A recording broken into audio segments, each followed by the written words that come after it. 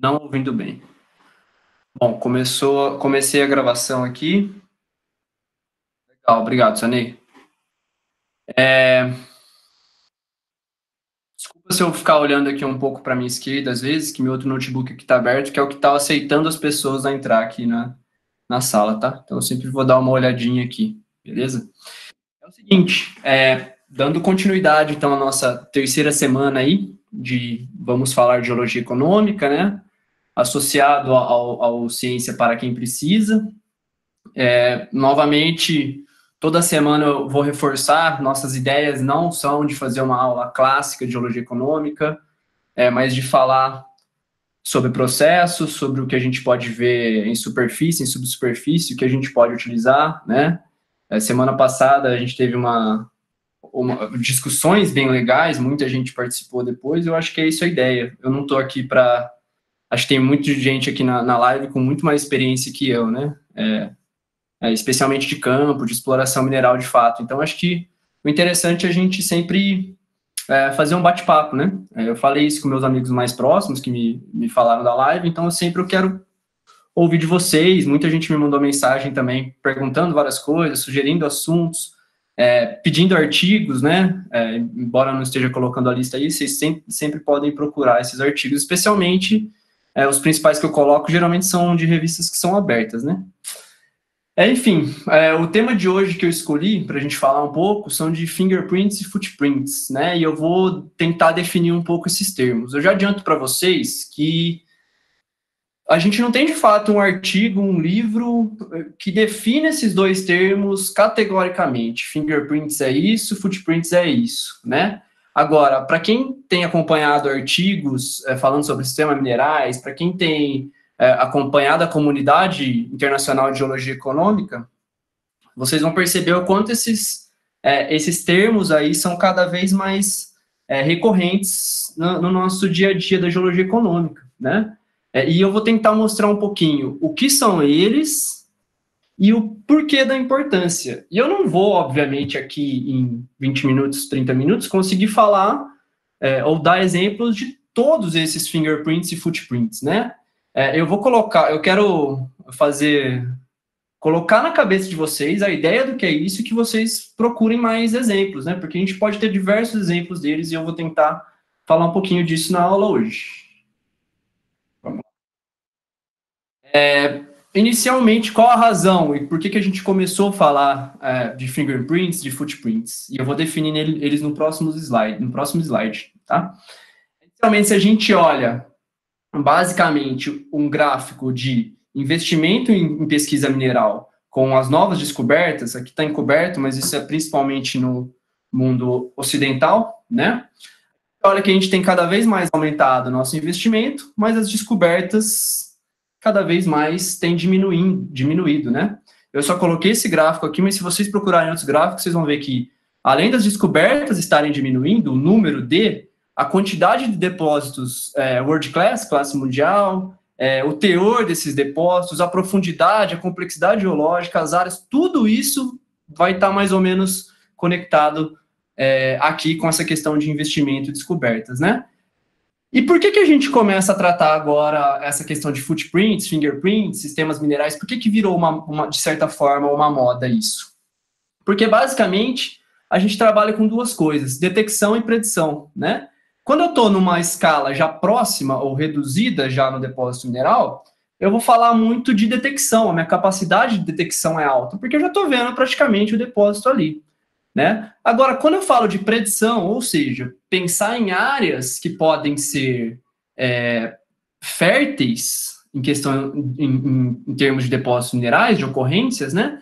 Eu sempre vou pensar numa escala mais global, ou seja, numa escala mais regional, né? É quando a gente pensa nas etapas de prospecção mineral, por exemplo. Então, muito do que a gente precisa trabalhar hoje na pesquisa mineral está aqui nessa escala, né? E não está aqui na nossa escala de depósito. A gente precisa trabalhar numa coisa muito mais regional para a gente conseguir aumentar o nosso número de novas descobertas, né?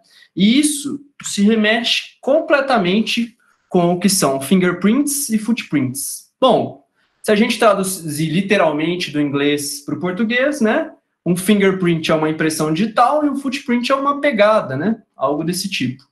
E quando a gente fala de depósitos minerais, quando eu quero falar sobre sistemas minerais, depósitos minerais, eu quero dizer que todo sistema mineral vai ter uma forma de nascimento, né? Vão ter processos específicos que podem ficar marcados, né?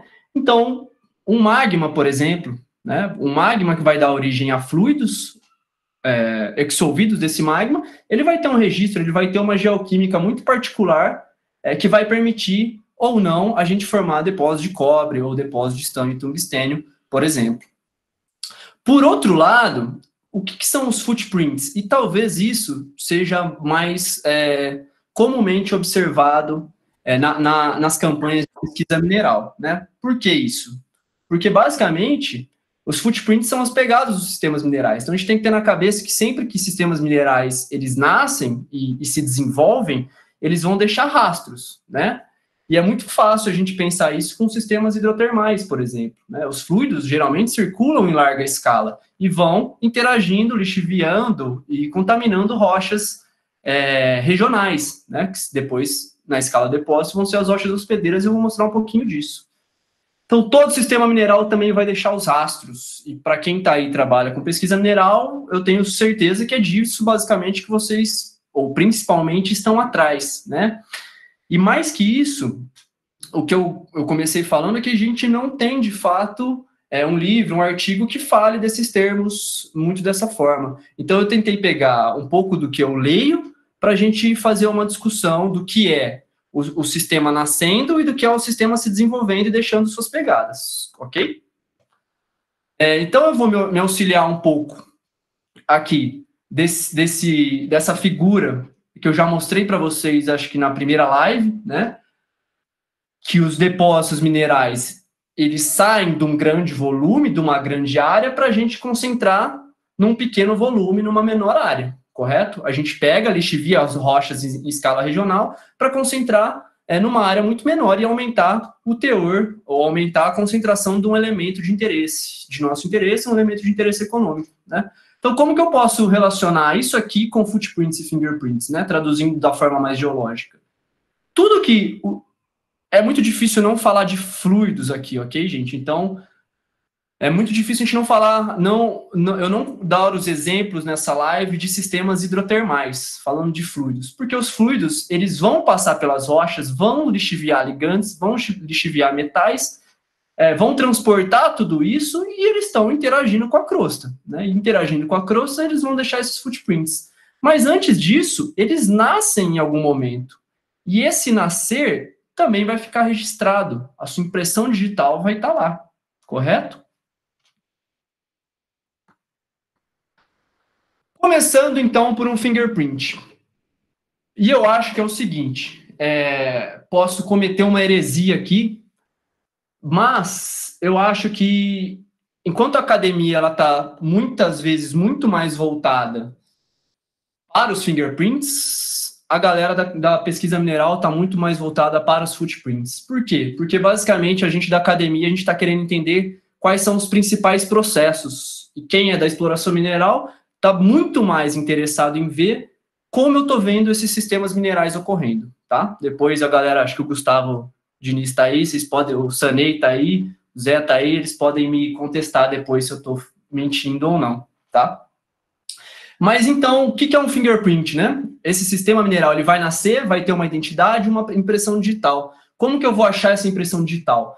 Uma concentração anômala de elemento, um padrão de um grupo de elementos, então eu posso ver diagramas multielementares, diagramas de elementos terras raras, uma assinatura isotópica específica, seja de isótopos estáveis, seja de isótopos radiogênicos, e eu vou tentar fazer outras lives tratando disso, né? Como a gente utiliza isótopos na metalogênese, seja uma idade, né? Coloquei 3 pontinhos aqui, porque eu posso estar falando de uma idade, posso estar falando de outros controles aí que vão estar registrados no nascimento desse depósito mineral.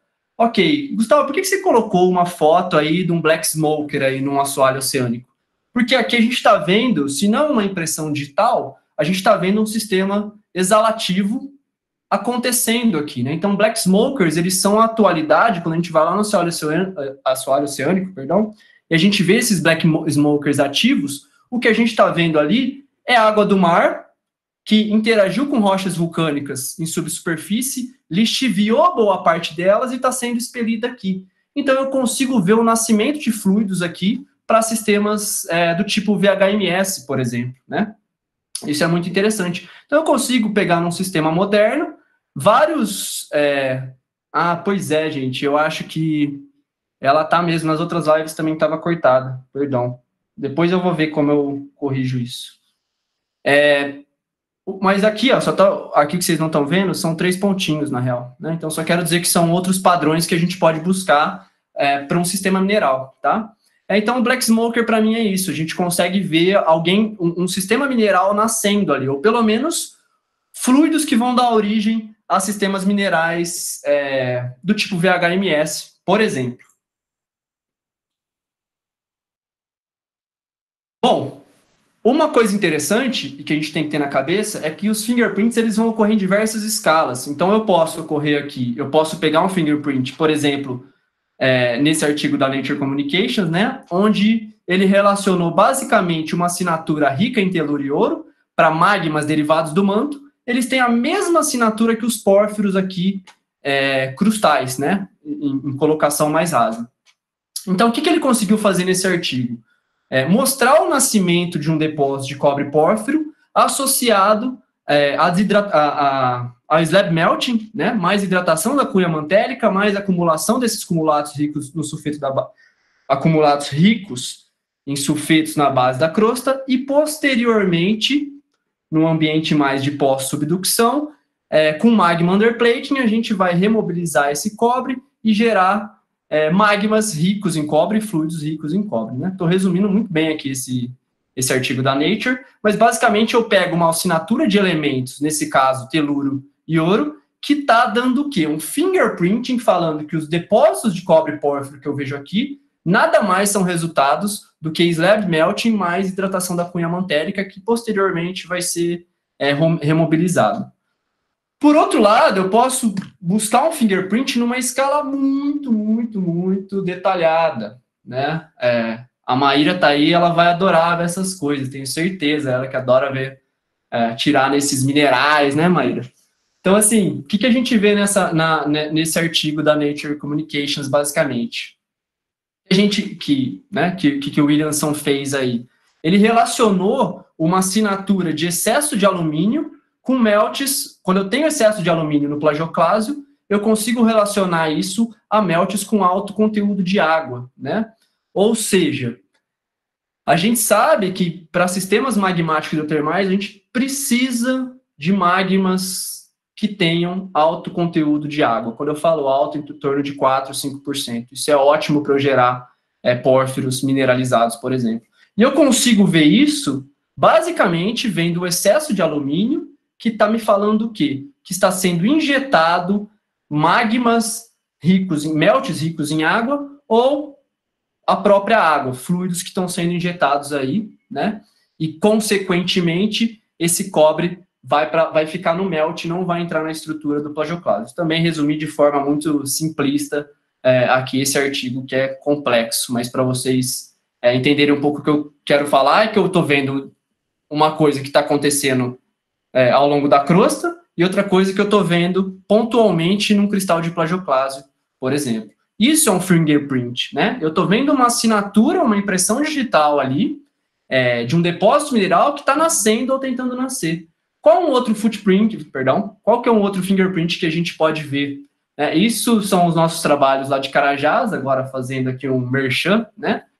A gente tem feito, inicialmente em Carajás, né? Buscado as fontes, e quando eu falo de fontes, eu quero saber fonte de fluidos, fonte de metais, fonte de enxofres. Para quem sabe aí, conhece um pouco de depósito de ACG, sabe o quanto esses sistemas são complexos em termos disso aqui, né? Então a gente fica igual bobo procurando essa assinatura, especialmente de isótopos estáveis. A gente tem tentado com radiogênicos também, mas isótopos estáveis para saber o quê? São fluidos magmáticos, né? Como eu obtive nos meus estudos, a Lena obteve no dela, ou são fluidos externamente derivados com associação com evaporitos, como o professor Roberto Xavier obteve alguns anos atrás nesse artigo da Geology dele. Mas mais que isso, gente, o que eu quero dizer com fingerprints não é só falar se é fluido magmático, fluido bacinal, evaporitos, né? Eu quero dizer o seguinte, que a gente está tentando aqui compreender processos, né? Os isótopos estáveis, eles são ótimos traçadores de fontes, são bons traçadores de fontes, e isso tem que ficar muito claro. Outra coisa que eu posso ver essa impressão digital dos depósitos minerais. Vocês também não estão vendo a referência aqui, mas esse é um trabalho do Bedouin, do Jorge, que ele é o editor-chefe da Mineralium Depósito. Ele tem trabalhos interessantes, trabalhando, e depois você tem vários outros trabalhos que vocês podem procurar aí, do Der, do Nadol, são todos elementos traço em magnetita, né? Por que magnetita? Primeiro porque a magnetita ela tem uma capacidade de incorporar diversos elementos traços.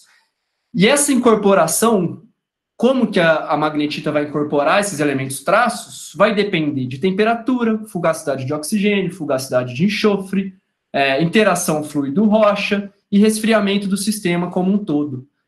Então, olha, quando eu tenho todos esses fatores controlando o aporte de elementos traço, como que a magnetita vai incorporar elementos traço, eu posso colocar isso, de certa forma, jogar naquelas caixinhas que eu tanto falei para a gente não ver, mas que no fim a gente acaba usando, né? Olha aqui, se a gente olhar aqui diagramas de diferentes elementos, né, no eixo X, Y, mas eu tenho alguns campos definidos, depósitos de OCG, depósitos de cobre pórfiro, depósitos de ferro de titânio vanadas, associado a complexos máficos e ultramáficos, depósito tipo Kiruna.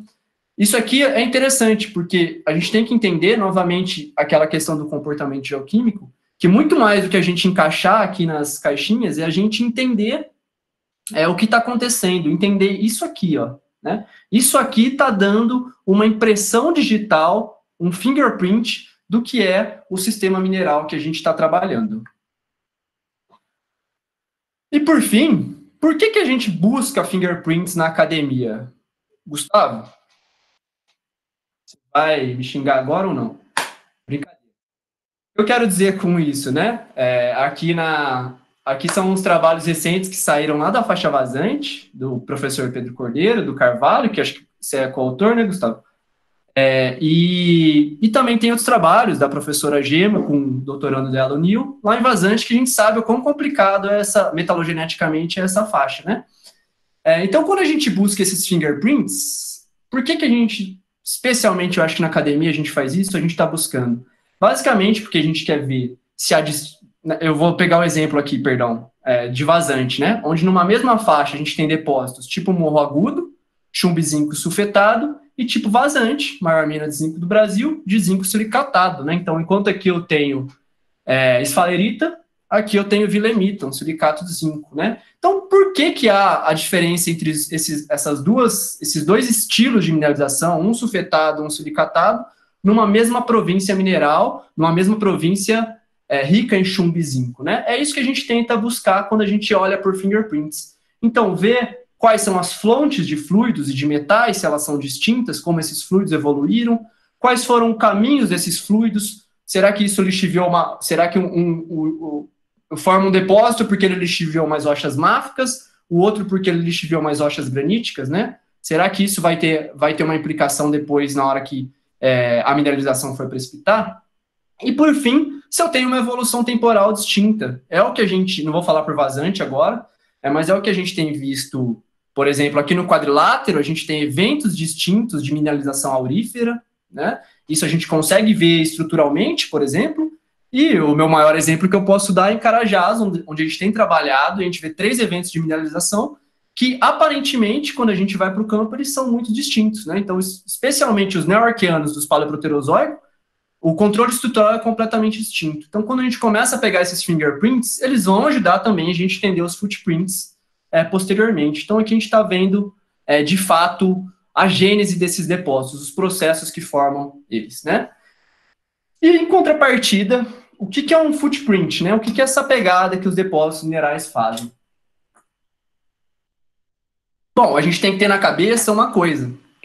Sistemas minerais, depósitos minerais, eles não vão encaixar num lugar específico e não deixar rastros.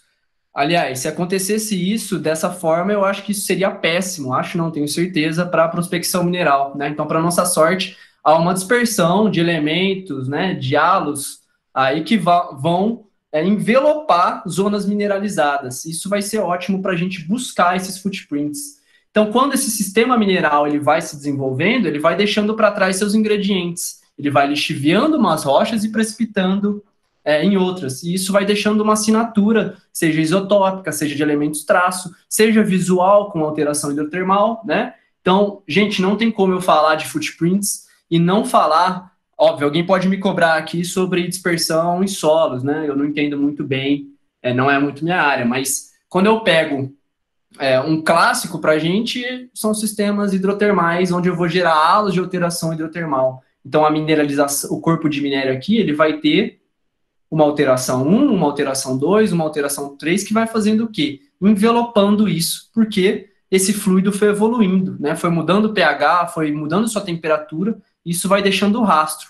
Não coloquei escala aqui, né? Não tem uma barra de escala, porque isso posso ver numa escala de amostra de mão, como posso ver numa escala regional, e eu também vou mostrar isso. Então, para isso, eu vou me utilizar de Carajás, né? Dos trabalhos da professora Lena, inicialmente, que começou lá na mina do Sossego, uma das maiores minas de cobre do Brasil, né, junto com o Salobo. Quando a gente olha aqui o mapa de Sossego, a gente vê dois corpos bem distintos, que depois, não sei, para quem está acostumado com Carajás, a gente descobriu que esses depósitos têm uma evolução temporal, aqui em 500, 1 quilômetro de diferença, muito distinto, mas não é meu tópico hoje, né? Mas esses corpos, eles são envelopados por alteração hidrotermal, né? Então, aqui eu estou com 400 metros, isso aqui vai ter 3, 4 quilômetros, mais ou menos. Então, eu consigo ver toda uma transição, e o Sossego é hospedado por diversas rochas, principalmente granitóides, meso e neo-arqueanos, que vão chegando até essas zonas ricas em magnetita e calcopirita, né? Mas eu tenho um halo muito bem definido de alteração hidrotermal, né? Então, se eu começo a ver muita actinolita, magnetita, eu estou chegando perto das zonas mineralizadas, tá? Agora, isso eu estou falando numa escala de depósito.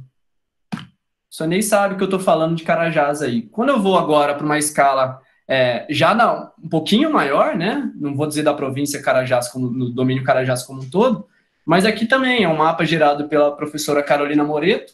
Ó, aquele mapa que eu mostrei no anterior está aqui, né? Os 4 quilômetros estão aqui. Aqui a gente está falando mais ou menos de 20, 30 quilômetros, tudo isso aqui. E a gente tem vários outros depósitos menores, Castanha, Bacaba, Bacuri, Visconde. Eu fiz meu trabalho de conclusão de curso nessa área, né? Depois eu migrei lá para a parte norte de Carajás, mas é incrível, a gente anda por aqui, ó, toda essa porção aqui, basicamente hospedada por granitóides, especialmente mesoarqueanos, né? E a gente vê rochas assim, ó, né? Tudo isso que vocês estão vendo são aspectos de campo que a gente acha. Muita alteração sódica cálcica, cloritização, alteração potássica, tá? Então, quando eu estou andando sobre essas rochas e vejo que o granito, esse corpo laranja aqui, não está mais preservado, né? Eu estou vendo halos de alteração hidrotermal, eu estou vendo footprints aí que os sistemas de OCG, e por isso que a gente fala de sistema, porque provavelmente os fluidos aqui, e aqui é uma puta de uma zona de cisalhamento, né? Eles estão circulando em larga escala e estão deixando aí os seus rastros para a gente investigar. Quando a gente vai chegando mais próximo à escala de cada depósito, a gente vai aumentando o grau de alteração hidrotermal nesses depósitos. Tá? Para tentar sair um pouco de processos exclusivamente hidrotermais, eu coloco processos também magmáticos. Então, eu acho que eu não coloquei referência aqui, perdão, depois alguém pode me procurar. Mas aqui, da onde eu tirei esse trabalho, eu falava o seguinte: carbonatitos não são corpos únicos. O carbonatito ele faz parte de todo um sistema. Por quê? Porque esses magmas, né, magmas carbonatíticos, eles vão ter alta emissibilidade quando a gente forma magmas mais silicáticos. Então, eu vou ter o carbonatito em si. Se vocês pegarem os trabalhos do professor Alfonso Brode, vocês vão ver que loucura é. Pega uma imagem de catalão, por exemplo, vocês vão ver as diversas faces que a gente tem de rochas carbonatíticas e das partes mais alcalinas, né, das rochas do magma mais silicatado. E por fim, a gente vai ter um halo também metassomático, porque esses magmas também vão exsolver fluidos muitas das vezes, né? E criar halos de fenitização aqui. Então, quando eu olho, né, no carbonatito para as rochas encaixantes, eu vou modificando completamente a mineralogia dessas rochas. Então, embora eu trate esses depósitos como magmáticos, eles são magmáticos, amagmáticos hidrotermais. Pelo menos os halos dele estão ali para mostrar para a gente também, ou para dar um guia prospectivo para a gente, o footprint da colocação desses carbonatitos. Eu não sei exatamente, como eu falei lá no começo da apresentação, se não há uma definição clássica para footprints e fingerprints, mas eu resolvi colocar isso aqui também, né, que é a arquitetura da litosfera. Então, quando a gente pega aqui lá no Craton Ilgern, né, basicamente, o autor pegou dados modelo, né, TDM aqui, e dividiu isso aqui em pequenos blocos. A gente vê exatamente onde a gente consegue ver um bloco muito bem definido aqui, outro bloco definido, e justamente na colagem desses dois blocos, onde eu tenho as estruturas translitosféricas, onde eu posso circular mais fluidos, provavelmente, é onde eu tenho especialmente depósitos de ouro e depósitos de níquel também associado, né? Possivelmente o níquel mais associados com comatídeos que a gente tem aqui, mas mostrando que essas estruturas translitosféricas também a gente vai buscar por elas como, teoricamente, um footprint também. Agora, uma coisa interessante do Brasil. Perdão, é que vocês não estão vendo aqui embaixo, né? Mas o que é interessante é que a gente tem que também adaptar os footprints para a nossa realidade. Aqui são os trabalhos do professor Claudinei, lá da UNB, no Arco Magmático de Goiás, que possivelmente são depósitos de cobre pórfiros metamorfizados, né? Os trabalhos deles são muito interessantes, mostrando isso mesmo. Só que aí, será que a gente vai buscar por aqueles halos clássicos que a gente está acostumado de alteração argílica, alteração fílica, alteração propilítica, alteração potássica? Possivelmente não, porque tudo isso já foi metamorfizado. Então, uma alteração anteriormente argílica, o que a gente está vendo hoje são muscovitas cianitaxistos. Uma alteração inicialmente fílica, o que a gente está vendo hoje são muscovita quartzo-xistos. Então, são rochas metamórficas, só que nesse caso, metamorfismo sobre alteração hidrotermal. Então, eu estou tendo aí uma modificação completa do footprint que eu esperava, tá? Então, isso a gente também tem que ver a nossa realidade do local que a gente está trabalhando para entender esses footprints de fato, o que eles representam na área de interesse. Outros trabalhos que têm surgido muito interessante, e você aqui repetitivo em sistemas cobre-pórfiro, né? Mas porque eles são algo muito didático para a gente ver. Olha o nosso fingerprint aqui, ou seja, o nosso possível pórfiro fértil, como que eu vou identificar esse pórfiro fértil, mas eu também, como vou ter halos de alteração que podem chegar aí a 3, 4, 5 quilômetros do pórfiro, né, eu posso sair investigando. Quando a gente olha aqui, a quantidade de minerais que vão ocorrer nessas áreas, por exemplo, epidoto vai estar lá desde uma zona distal, não necessariamente até o minério, mas até uma zona proximal que está mais envelopando as zonas mineralizadas. A clorita pode ser outra coisa, né? Então a gente se utiliza de uma química mineral, no caso da clorita, ver as razões titânio e estrôncio, e no caso do epidoto, ver a quantidade de arsênio. Vocês podem ler esses trabalhos do Cook, que ele vai estar falando exatamente o porquê se utilizar dessas razões, né? Mas onde eu consigo ver através dos minerais hidrotermais, onde vai estar a zona mineralizada, onde vai estar a zona estéril, né? Ou pelo menos um guia prospectivo aí espacial que a gente pode ver. Por quê, gente? Novamente, a gente tem que pensar. Porque, basicamente, se eu estou falando que esse sistema está deixando pegadas, estou falando de interação fluido-rocha, eu vou estar modificando o fluido, as condições do fluido, por exemplo. Isso vai ter um impacto gigantesco na química mineral desses minerais de alteração hidrotermal. Então, isso é uma ferramenta que tem sido muito utilizada ultimamente em ambientes que eu gero depósitos de cobre pórfiro. Isso é muito interessante, né, do ponto de vista até acadêmico, a gente tem tentado começar a trabalhar com isso. Tá? E eu acho que mais que isso, quando a gente junta fingerprints e footprints, já sai um pouco, talvez muito da minha área. Eu gosto de trabalhar muito mais com parte isotópica, né?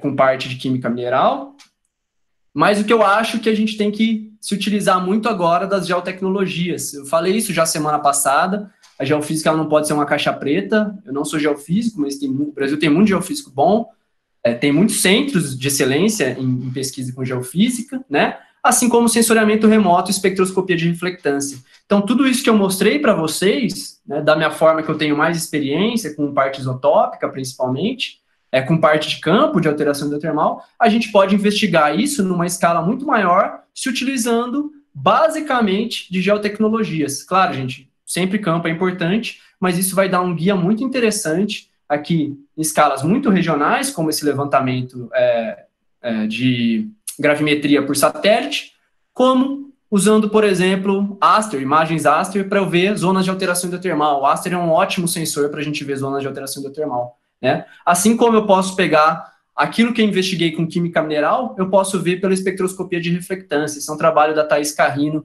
também, que fez seu doutorado lá na Unicamp, né? A gente tem o professor Beto lá na Unicamp, o professor Álvaro, o professor Diego Ducar, todos trabalhando aí com essas geotecnologias aplicadas à prospecção mineral. E no fim, por que eu mostrei tudo isso? Porque tudo isso foi lançado recentemente pela CPRM, pelo Evandro Klein, pelo Felipe Tavares, lá no PDAC, se eu não me engano, alguém pode me corrigir, mas acho que foi lançado agora lá no PDAC, né? Que é um catálogo de áreas prospectivas, mapas prospectivos aí, que é um trabalho que a CPRM tem começado a fazer, muito interessante, se utilizando de todos esses fingerprints, footprints, geotecnologia, para no fim a gente gerar áreas, né? Por exemplo, para quem já estudou lógica fuzzy, lógica booleana, a gente consegue gerar, de acordo com vários elementos e vários pesos que a gente dá para cada um, a gente gera áreas potenciais para algum tipo de elemento que a gente queira. Valeu, Yuri.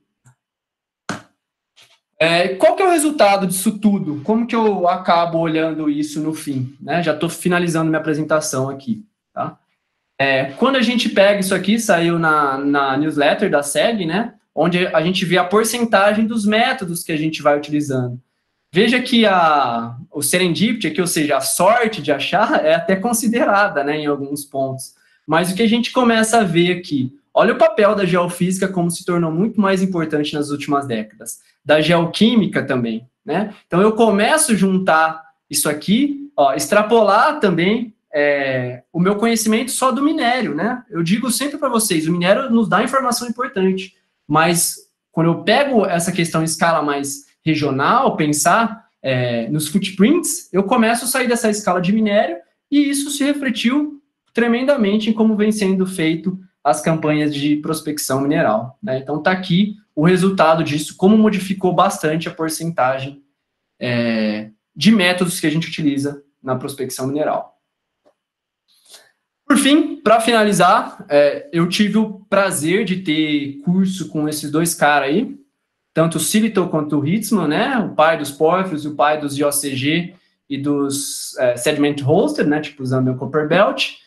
E isso é uma coisa que saiu na SEG Newsletter também, do Hitzman, e isso simplesmente a gente viu o Sillitoe construindo todo o modelo pórfiro em escala regional, escala de depósito, numa lousa sem a ajuda de um slide, né? O que eu quero dizer com tudo isso? E aqui o Hitzman já diz muito bem isso, que a gente precisa conhecer rocha, né? Conhecer depósito, conhecer ambiente típico para a formação de alguns depósitos minerais, e acho que só assim a gente consegue construir melhor como a gente vai observar os processos, como os processos formam depósitos minerais. Eu também, provavelmente, como boa parte de quem está aqui, eu estou em começo de carreira, né? Eu quero ver muito mais depósito mineral para eu entender o que eu vejo hoje em algumas áreas de pesquisas, como em Carajás, como no Quadrilátero, coisas que eu não entendo ainda. Então, acho muito importante esse recado, né? Quem vê mais rocha, vence. Esse é o recado do Hitzman, e isso é muito o que o Sillitoe falou quando a gente fez o curso com ele lá no Chile.